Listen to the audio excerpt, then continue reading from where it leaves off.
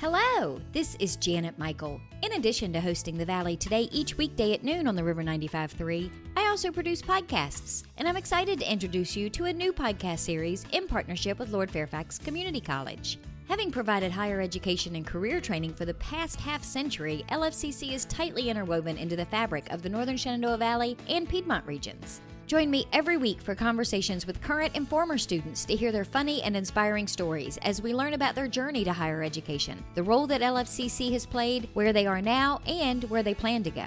We'll also talk to current and former professors about their experiences and best memories of LFCC over the past 50 years. Get every single episode as they're released on our website at theriver953.com under the podcast tab, or you can subscribe for free in Apple Podcast, Google Podcast, on Spotify, Amazon Music, wherever you listen to podcasts. Just search for LFCC Stories.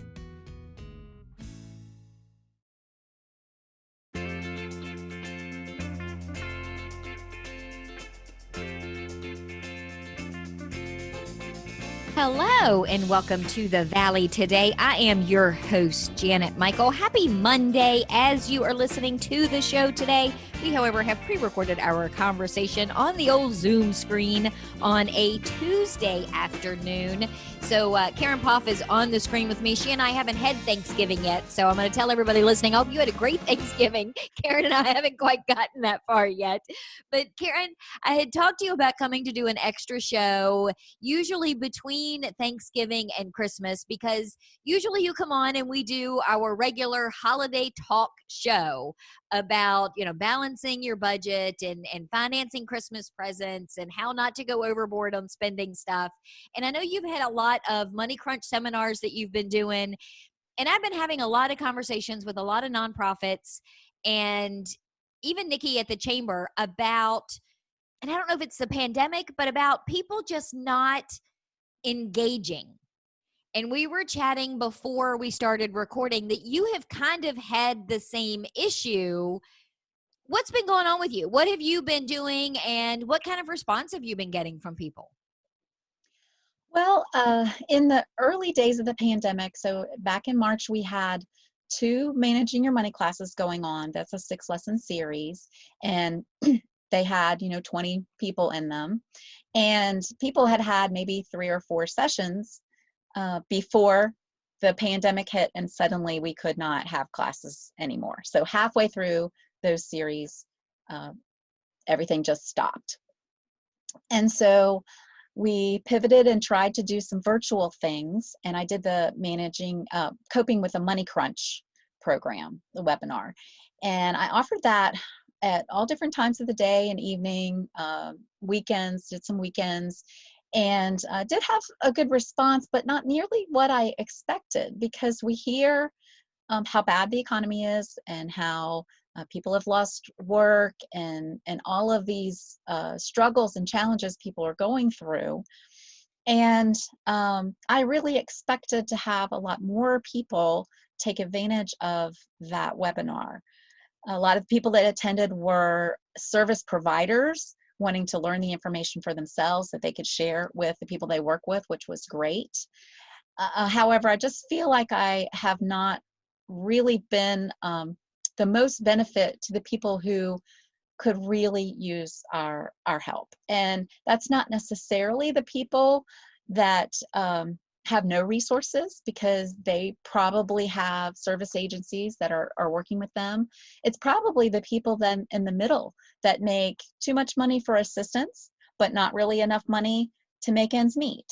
And they really don't know where to go for help, because they can't maybe qualify for some of the programs that are available, but they still need assistance. Well, and it's interesting because the population that you're describing is something I talk about on a regular basis with Elise from United Way of Northern Shenandoah Valley. That's the ALICE population. They are asset limited, income constrained, and employed. So they're in that gray area. I think Elise said they used to be called the working poor, where they have jobs, but they're just not making enough money to put food on the table and pay the bills and keep clothes on the kids and all of those other things. And it's interesting that you're describing what kind of response you've had, because it too is similar to what Elise has told me, in that they get a lot of people that call in for issue A. It's the issue they're having in the moment. And once they spend some time talking with them and they realize, oh no, there's this other underlying issue that's causing issue A, they can really begin to help. And I wonder if that's part of what you're experiencing now, is that people think what you have doesn't apply to them and they really don't know that it does. I think that may be the case. And I also think it may be a little bit of when someone has a need, and it doesn't necessarily be somebody who's struggling. It could be somebody, a young person who wants to buy their first car and they don't really know how to do that. Or somebody who wants to open a bank account. They've never done that before. Somebody who feels like they need to improve their credit, but they're not really sure how to go about doing that. So when people have a need, how do they get that information that they need? I hope they're not Googling it. Right. And I suspect lots of people are Googling it, which by itself, it doesn't sound like a problem. But when you really think about it, when you Google information, where is that information coming from? And unfortunately, a lot of the information that you get through searching that way is going to be either somebody that's trying to sell you something, or something that might be a scam. And there's also just sources of information that aren't necessarily good information. They're not good. It's not high quality information. Might not. Well, and sometimes that information changes based on where you live. I've had conversations with Lieutenant Gosnell that people will say, well, I know what my rights are because I saw on YouTube or I saw this TV show, and those rights are right in New York City, but not necessarily in Winchester, Virginia. That's absolutely true. And definitely for financial information, Virginia law takes precedence, and that's absolutely true with a lot of the information. So who can people go to get credible, trustworthy information? And I think what it is, they don't know that Extension is one of those places. They don't necessarily realize our connection to the land-grant universities and the fact that all across the nation, the Extension system exists to help them get the information they need in an unbiased, trustworthy manner. And they don't have to worry that somebody's selling them something. They don't have to worry that what I'm putting out there is a scam. They don't have to worry that it's not high quality information or that it doesn't apply in Virginia. They know that it's a good source of information. And I think that may be something that we need to get the word out about more.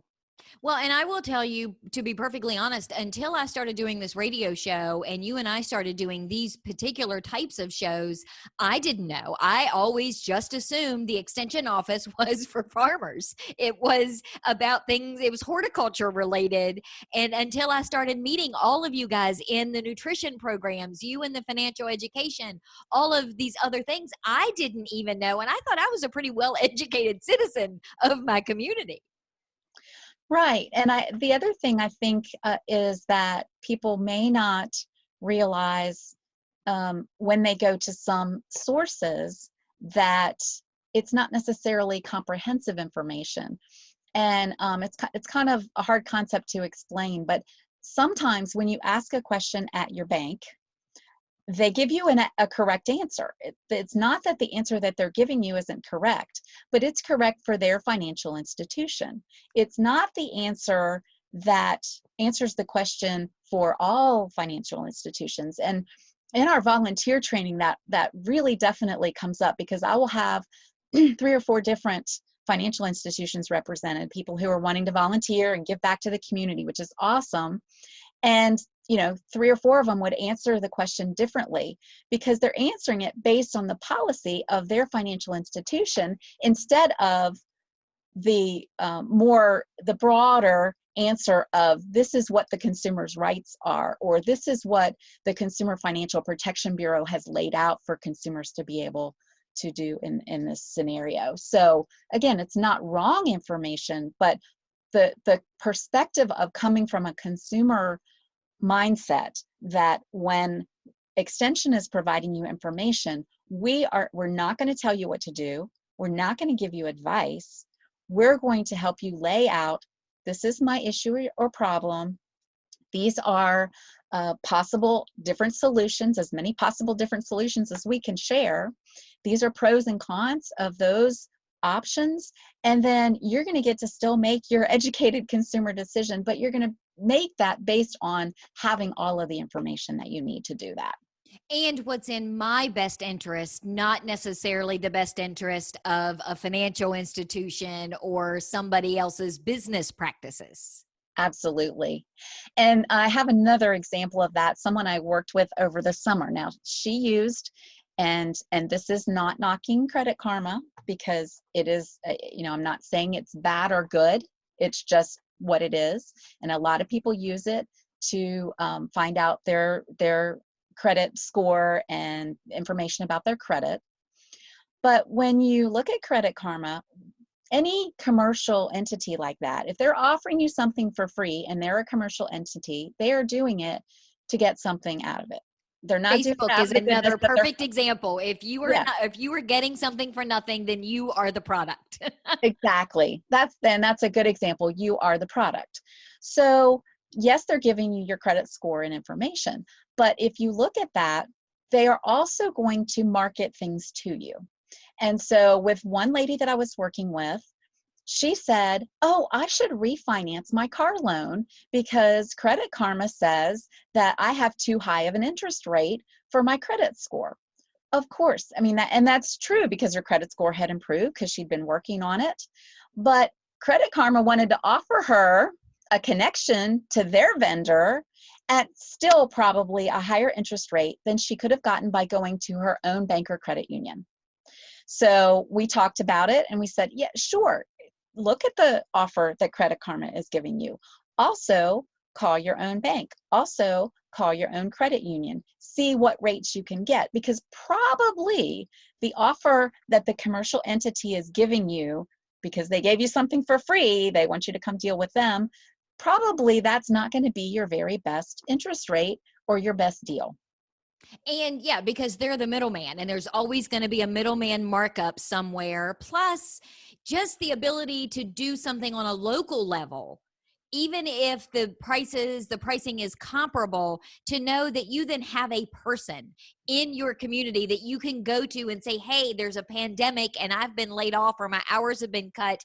Can I furlough some of these car payments for a while? You've got a whole lot better shot of getting somewhere with that individual person you have a relationship with than you do some computer generated relationship that doesn't really exist. Definitely. And again, it's not that Credit Karma was wrong. They were right.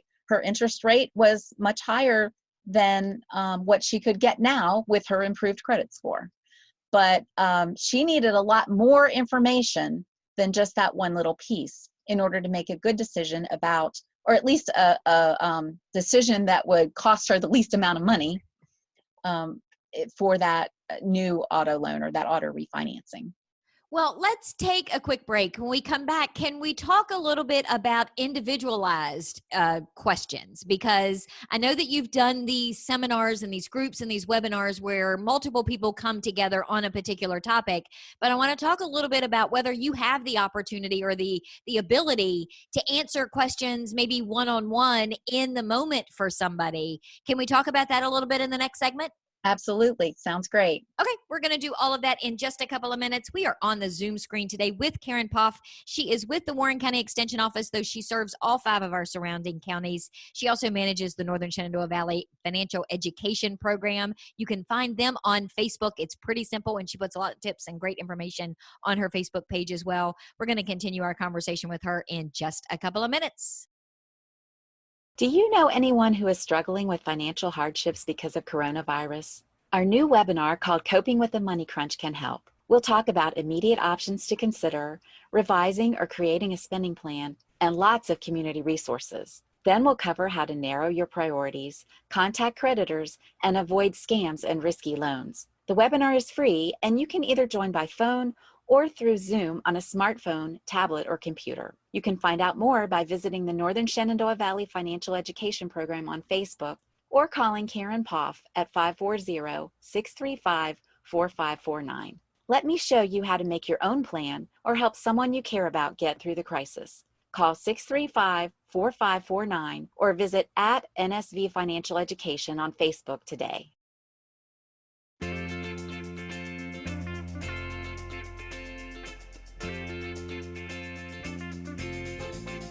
Welcome back to the Valley today. I am your host, Janet Michael. Happy Monday as you are listening to the show today. We, however, have pre-recorded our conversation on the Zoom screen. Karen Poff is staring at me on my laptop. She's not in my kitchen, but she's kind of in my kitchen. She is with the Warren County Extension Office. However, she does serve all 5 of our surrounding areas from an extension perspective. She also manages the Northern Shenandoah Valley Financial Education Program, and we originally planned to have our regular holiday talk about not spending too much during the holidays and how to pay it all off when we got into January.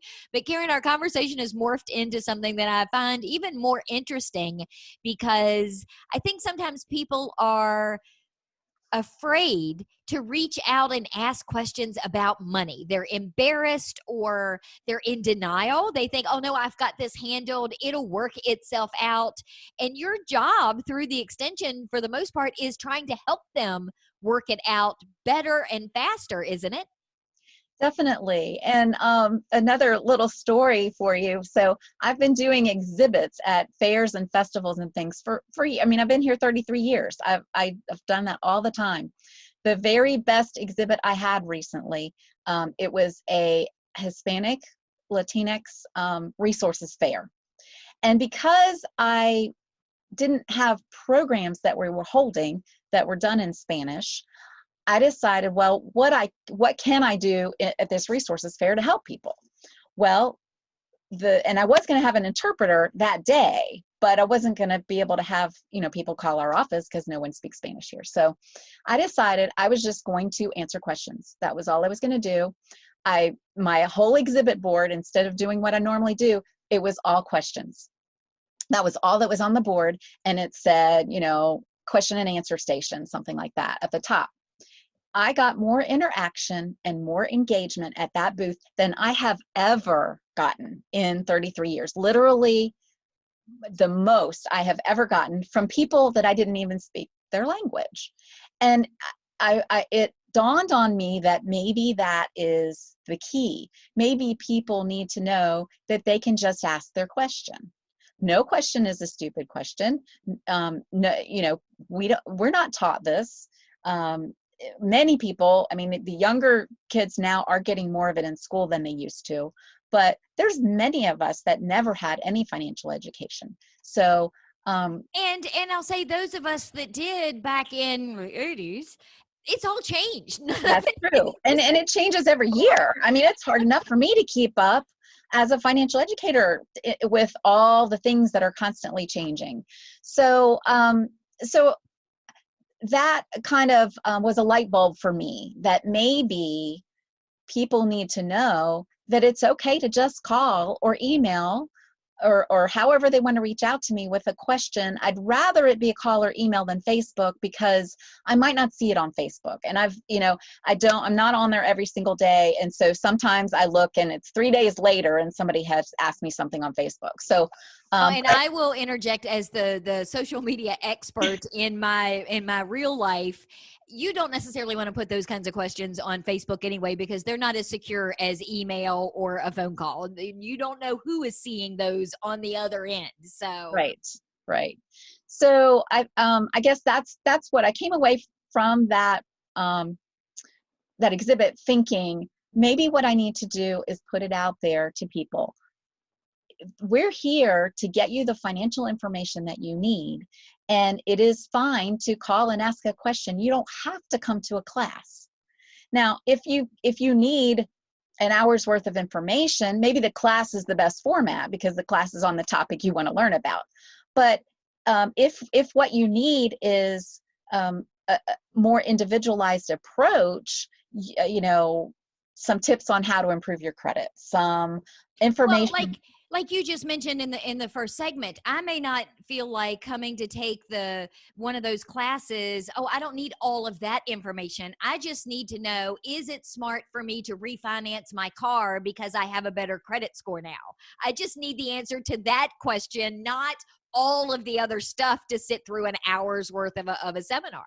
Exactly. So that's what we're trying to kind of move to, is at least check it out and see, does that appeal to people more? Is the opportunity to just call me or email me, or I'm probably going to put some type of a survey format out there where people can just enter their information in and request a call back in case they think of their question at 3 a.m. and they want to, put it in somewhere and have someone contact them.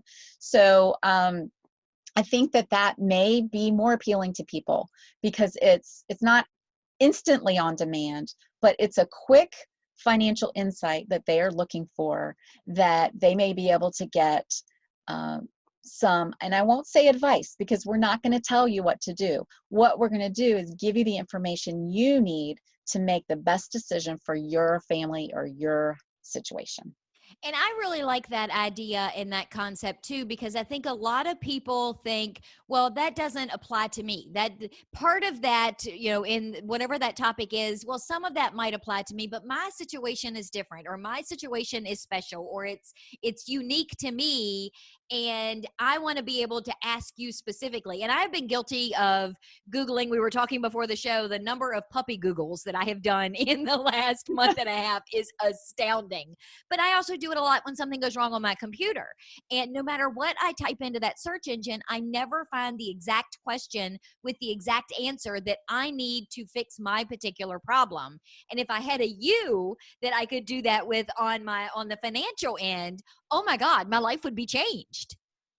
Well, I hope so. And that, I think, if we can provide that for people, I'm hoping that it will kind of, it will eliminate some of the barriers that people have to getting financial education through our programs. And it's not that we won't have classes anymore, but definitely with this virtual environment, it's much easier to help someone on an individual basis.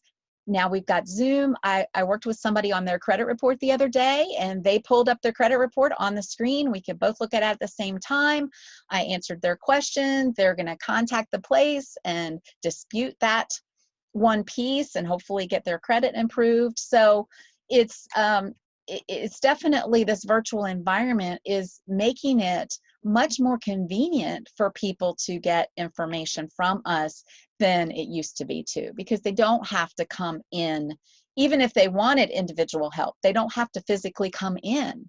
They can get it through a phone call or through Zoom or through emails or whatever's going to work. And they don't have to worry about coming to a class where they may see their neighbor or their coworker or somebody else and immediately think, oh, I didn't want them to know that I didn't know enough about this topic that I had to sign up for a webinar. I just think it checks so many more boxes. You may have to be careful what you wish for. You may be inundated. You'll never be able to do the radio show again.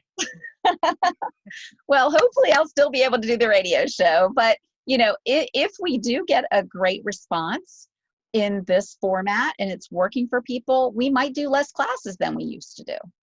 That's a possibility. Maybe we won't do as many webinars. If people want this individualized financial insights and it's working for people, then that might be the way to go. So I guess I'm looking right now for feedback. What do people think? Does our listeners today, do questions come to your mind that you would like to ask me?